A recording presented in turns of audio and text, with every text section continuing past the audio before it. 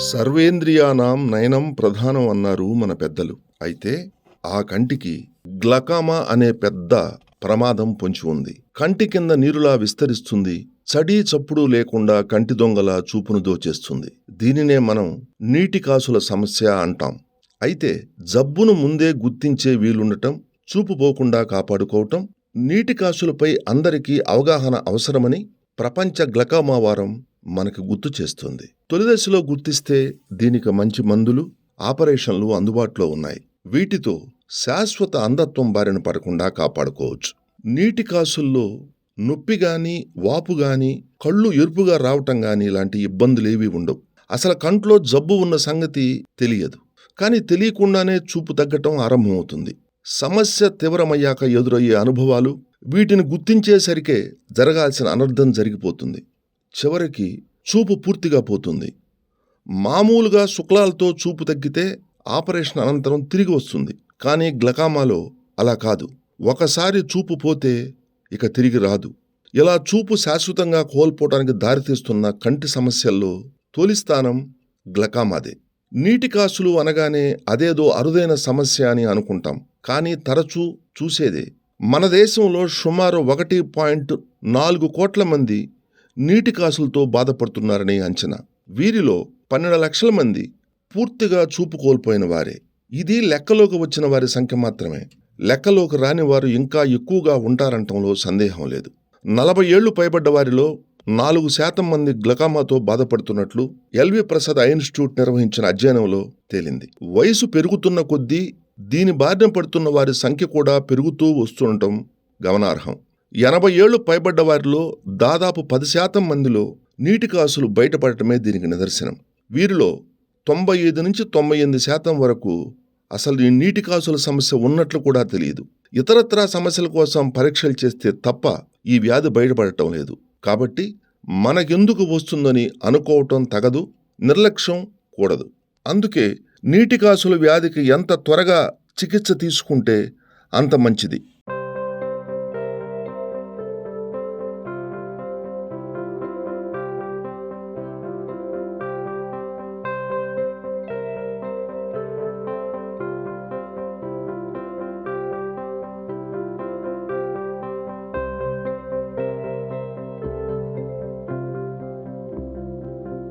Glaucoma అంటే తెలుగులో నీటి కాసులు అని అంటారు.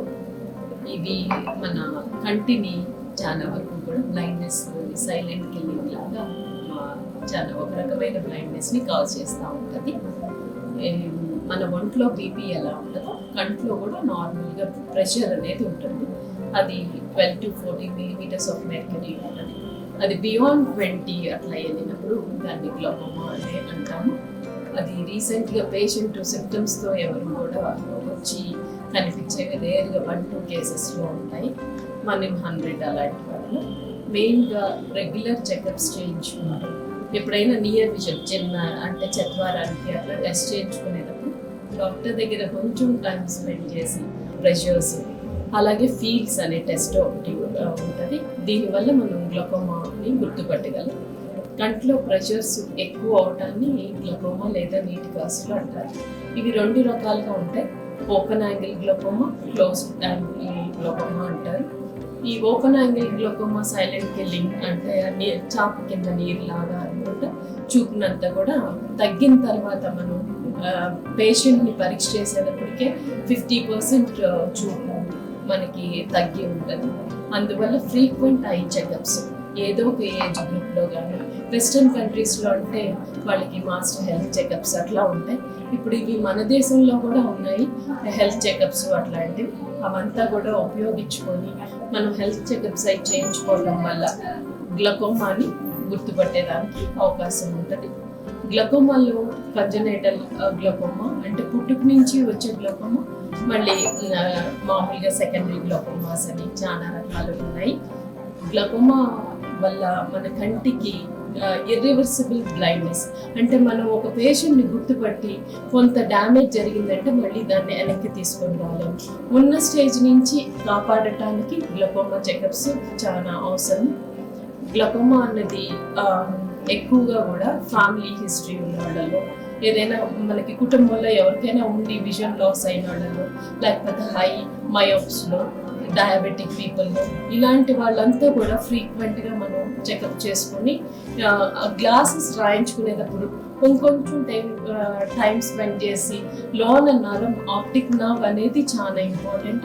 ఆ నరంలో గ్యాంగ్లియన్ సెల్స్ అనేది ఆప్టిక్ నర్వ్ మనం ఏదైతే చూస్తామో అది బ్రెయిన్కి మెసేజ్ కన్వే చేసేది. దానిలో ఆప్టిక్ నర్వ్ని కొంచెం డ్యామేజ్ చేస్తూ ఉంటుంది గ్లోకోమా వల్ల. ప్రెషర్స్ ఎక్కువయ్యి దానికి మెయిన్గా పేషెంట్కి కూడా ఎప్పుడైనా కూడా చూస్తూ ఉన్నప్పుడు ఇంద్రధనుసు లాగా కనిపించటము, ఏదైనా బ్లర్డింగ్ రెడ్నెస్ కానీ వాటరింగ్ కానీ, వేసుకున్న glasses frequent change of glasses comfortability లేనప్పుడు ఒకసారి ఐ డాక్టర్ని చెక్ చేసుకుంటే మనం ఆ గ్లోకోమా టెస్ట్ని చేసి ప్రెషర్స్ కనుక ఎక్కువగా ఉంటాయి. గ్లోకోమాకు ఈ రోజుల్లో ఎక్సలెంట్ మెడికేషన్ ఉందండి. మెడికేషన్ మందుల ద్వారా తగ్గించగలము, మళ్ళీ సర్జికల్ లేజర్స్ చేసి కూడా మనం ప్రెషర్స్ని తగ్గించగలము. మళ్ళీ సర్జికల్ ట్రీట్మెంట్ ఏదైనా అవసరాన్ని బట్టి మనం దాన్ని ఏ స్టేజ్లో పేషెంట్ ఉన్నారు అని గుర్తుపట్టి దానికి ట్రీట్మెంట్ అనేది ఇస్తూ ఉంటాము. 4 స్టేజెస్గా ఉంటారు గ్లోకోమైటస్ పేషెంట్స్. ఏ స్టేజ్లో ఉన్నారు అని విజువల్ ఫీల్డ్స్, ఓసిటీ, ఈ టెస్ట్లు చేయటం వల్ల మనకి కొంతవరకు ఇన్ఫర్మేషన్ వస్తుంది. యాంటీగ్లోకోమా డ్రగ్స్ వేసుకొని కూడా 100% విజన్ ఉండేవాళ్ళు చాలా మందిని చూస్తూ ఉంటాము. కాబట్టి కామన్గా ఈ గ్లోకోమా వచ్చిన వాళ్ళు నెగ్లెక్ట్ చేయకుండా ఫ్రీక్వెంట్ విజిట్స్ అవి చేయటం వల్ల, గ్లాసెస్ వాడటం వల్ల, షుగర్ కంట్రోల్లో పెట్టుకోవటం వల్ల మనం కొంచెం వరకు అంధత్వాన్ని, బ్లైండ్నెస్ ప్రివెంట్ చేయొచ్చు. ఇక్కడంతా కూడా ఎప్పుడైనా టెస్ట్ చేసినప్పుడు ఆప్టిక్ నర్వ్ అవి కూడా ఒక్కసారి ఎట్లా ఉండింది అని టైం స్పెండ్ చేసి పేషెంట్స్ అందరూ కూడా చెక్ చేయించుకోవాలి. ఫ్రీక్వెంట్ చెకప్స్ ఉన్నప్పుడు మన కన్నును మనం కాపాడుకోగలం. నీటి కాసులు ఎవరికైనా రావచ్చు, ఏ వయసులైనా రావచ్చు. వయసు మీద పడుతున్న కొద్దీ దీని ముప్పు పెరుగుతూ ఉంటుంది. సాధారణంగా 40 ఏళ్లు పైబడ్డ వారిలో ఎక్కువ.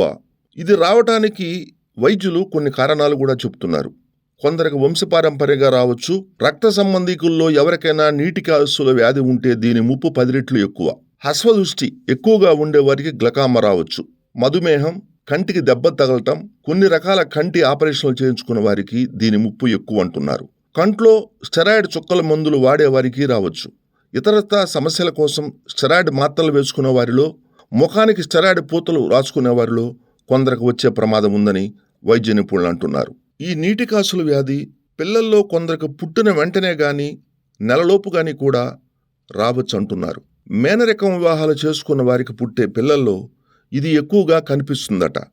అయితే పెద్దవారిలో కంట్లో ఒత్తిడి పెరిగినా కనుగుడ్డు పెద్దగా అవదు, కానీ పిల్లల్లో ఆలస్యమైన కొద్దీ పెద్దగా అవుతుంది. ఒకసారి పిల్లల్లో కనుగుడ్డు పెద్దగా అయితే అలాగే ఉంటుంది. చిన్నగా చేయలేం, పోయిన చూపును తిరిగి తీసుకురాలేం.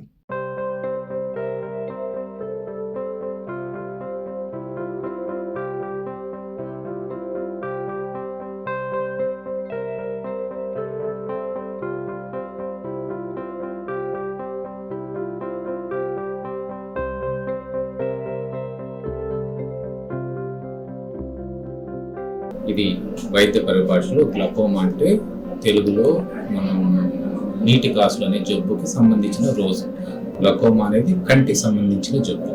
మొదటగా గ్లకోమా అనే దాన్ని అంటే నీటి కాసులు అనే జబ్బు చాలా మందిలో పబ్లిక్లో మనము అనుకున్న దానికన్నా చాలా ఎక్కువగా ఉంటుంది. ఎందుకంటే అది ఎర్లీగా డిటెక్ట్ చేయడానికి అంతగా ఛాన్సెస్ తక్కువ. ఎందుకంటే స్టార్టింగ్లో నొప్పి కానీ అలాంటిది ఏమీ ఉండదు. ఒక స్టేజ్ వచ్చిన తర్వాతే నొప్పి కానీ మసక కానీ వచ్చే ఛాన్సెస్ ఉంటుంది. ఇది బేసిక్గా చెప్పాలంటే మనకు ఒంట్లో బీపీ అనే పాయింట్ ఎలా ఉందంటే దీన్ని కూడా కంట్లో బీపీ అని అంటాం. అంటే కంటి లోపల అంటే నల్లగుడ్డు లోపల కంటి గుడ్డు లోపల ప్రెషర్ పెరగడం అంటాం దీన్ని. ఒంట్లో బీపీ పెరిగినప్పుడు నరాలన్నీ ఎలా దెబ్బతింటాయో కంట్లో అని ఈ బీపీ పెరగడం వల్ల కూడా నరాలు దెబ్బతినే ఛాన్సెస్ ఉంది.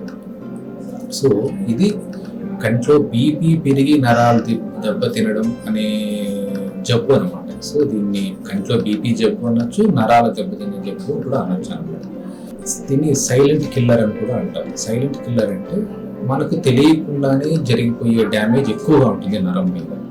అందుకని జాగ్రత్తగా అన్ని జాగ్రత్తలు తీసుకొని ఒక ఏజ్ వచ్చిన తర్వాత దీని గురించి టెస్ట్ చేసుకుంటూ ఉండాలి. ఇది సామాన్యంగా అందరికీ ఇప్పుడున్న సొసైటీలో 40 ఏళ్ల వయసు దాటిన వాళ్ళందరూ గ్లకోమా టెస్టింగ్ చేయించుకోవడం మంచిది, తప్పనిసరి కూడా. ఒకటి, ప్రతి ఇయర్ చేసుకుంటుంటే దీనికి కొన్ని టెస్టులు ఉన్నాయి. ఆ టెస్టులు చేసుకోవడం వల్ల నీకు తొందరగా ఉంటే ఎంత ఎర్లీగా బయటపడితే అంత ఎర్లీగా దీని రిజల్ట్స్ బాగుంటాయి.